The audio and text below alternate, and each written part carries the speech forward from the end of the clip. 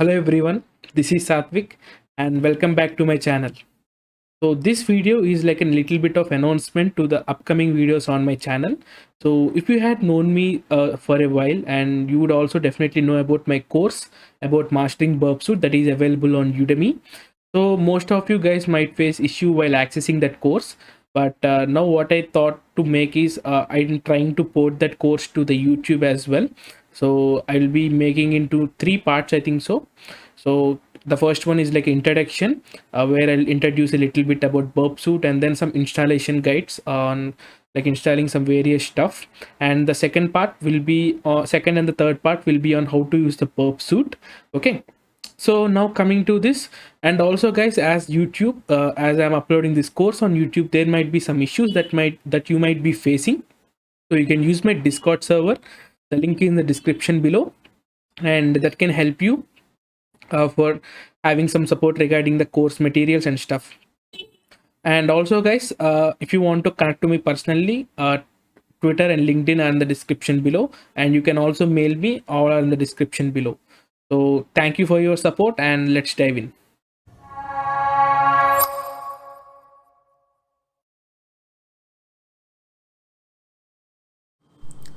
Hello everyone. In this session, we will see how Burp Suite works. The image given here shows how the normal communication takes place between client and server. The client sends the request and server receives it and sends appropriate response to the client. Pretty basic. And this given image shows what Burp Suite actually does. All the requests and responses are intercepted by the burp when the proxy is turned on. This is same like man in the middle attack. By using Burp Suite, we can have the command over all the requests and responses for our machine. Thank you.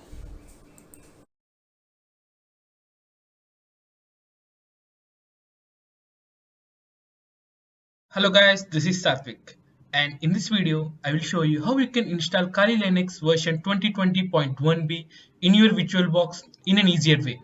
So without getting any delay, let's start. Friends, for this process you need to have virtualization enabled in your device.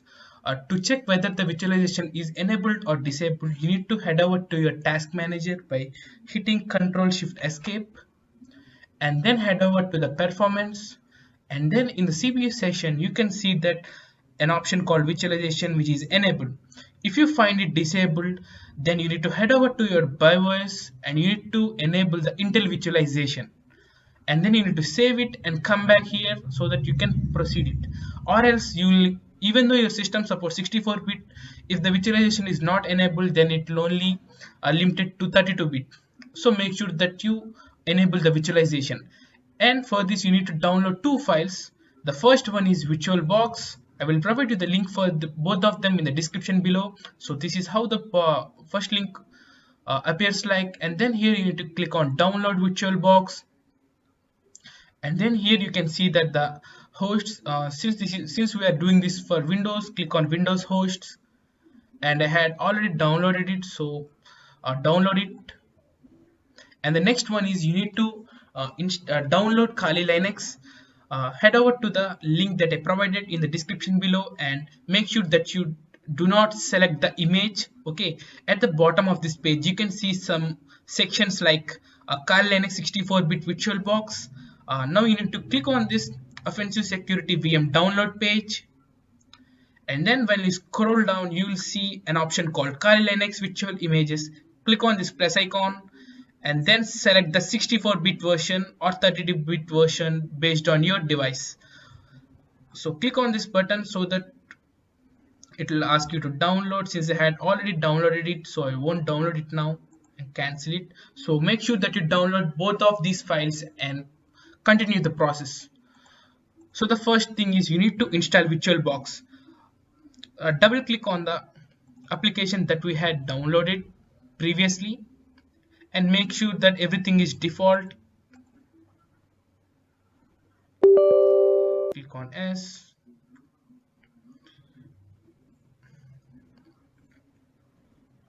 And friends, this process is the best and reliable process because it's easier, and you can not only do this on 2020.1b, and also on any other versions.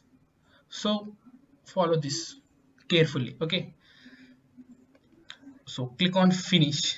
That's all. And this is our VirtualBox manager. And since we had already downloaded the Kali Linux OVA file, you need to click on import, and then you need to click on this icon, and then go to your desktop, click on the file that you had downloaded, click on open, and click on next. And then these are all the things you will find. You can change the name, you can change your CPU, RAM, everything, and you can also change the machine folder. I will keep it on my desktop. Okay.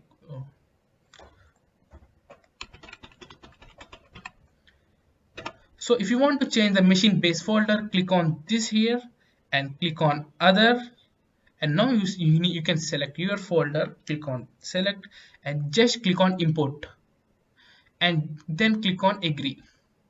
That's all. It will take roughly 10 to 20 minutes based on your system speed, and and then you can have your Kali Linux running on your device, on your Windows 10 in a VirtualBox. And I will also show you how you can uh, keep root as a default password in Kali Linux. Friends, you can see that the process of import is completed, and it took approximately 5 minutes for my device. And now let's launch our device by selecting that selecting that VM and click on start. And since this is a custom edition for the VirtualBox, you don't need to do any kind of settings like unlike installing a Kali Linux using an ISO file. This will be an easier process. Select it.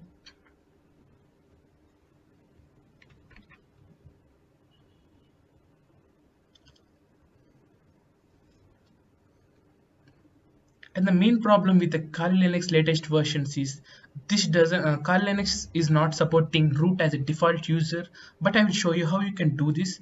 And the default password is Kali, and the password is also Kali. Username and password is Kali. That's all.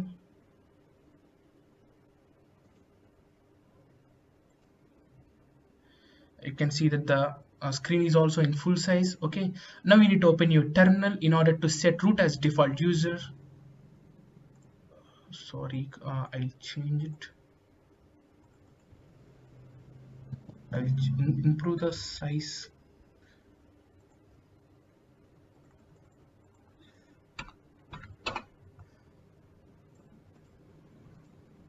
Okay, I think now it's visible for you. First of all, you need to be root. So for that, you need to type sudo and su, and then it will ask you the password, and the password is Kali. Hit enter, and then now you need to type passwd and root, and now hit enter. Now it is asking us the new password for root. I will give it tour, and again TOOR, done. And you can see that the root is added to our Kali machine. So in order to check it, let's log out and log in using root. Log out, and then root, hit enter. Now you are logged in as root for your Kali Linux machine. So friends, this is how you can install Kali Linux in your VirtualBox, and also you can add default root as default user in it.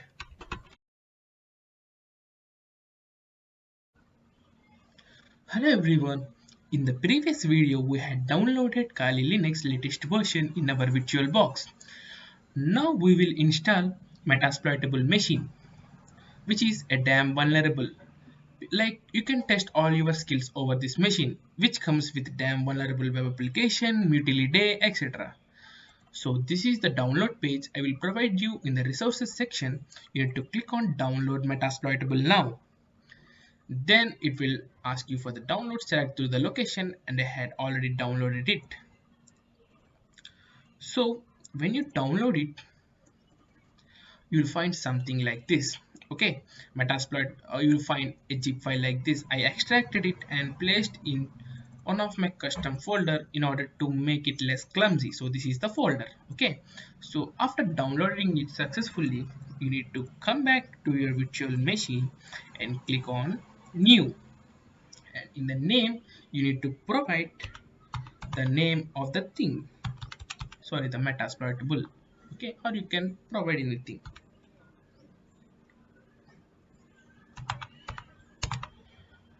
And the type is Linux and the version is Ubuntu 64-bit.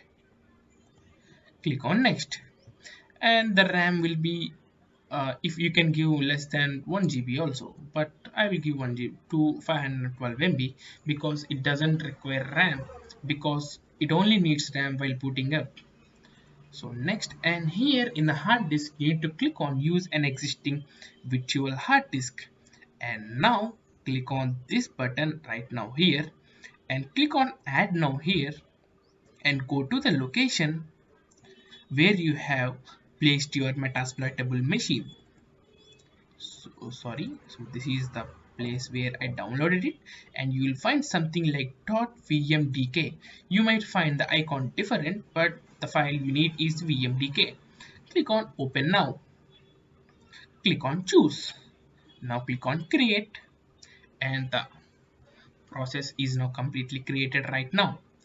So and before booting up and setting the burp suite, we need to change something. So firstly, go to your Kali Linux, click on settings, go to network section, and here you need to select NAT network, and here you need to select the NAT network. If you don't find it, I will show you how you can do this. Click on OK, go to your file and preferences. In the network section you need to click on this and you will find something like this. Okay, so I'll delete it. Okay, since I had already NAT network available here. If you don't have it, come over to the preferences network and click on this icon, click on OK. Okay, and you need to set the same for the metasploitable machine also. Click on this settings, network, and NAT network. Okay. Okay, so friends, now we had completely successfully installed the metasploitable machine in our VirtualBox. Thank you.